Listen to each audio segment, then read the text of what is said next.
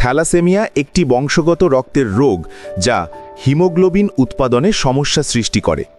Haemoglobin হল রক্তের lifeline, যা অক্সিজেন বহন করে।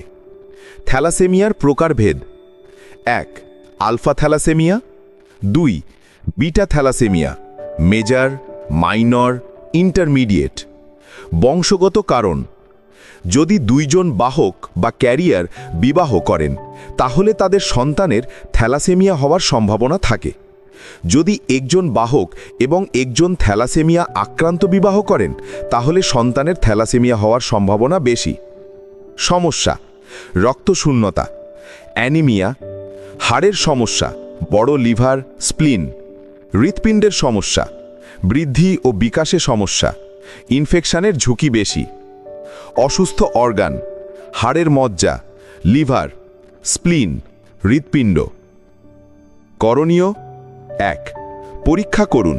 বিবাহের আগে থ্যালাসেমিয়া পরীক্ষা করুন। 2. রক্ত পরীক্ষা করুন।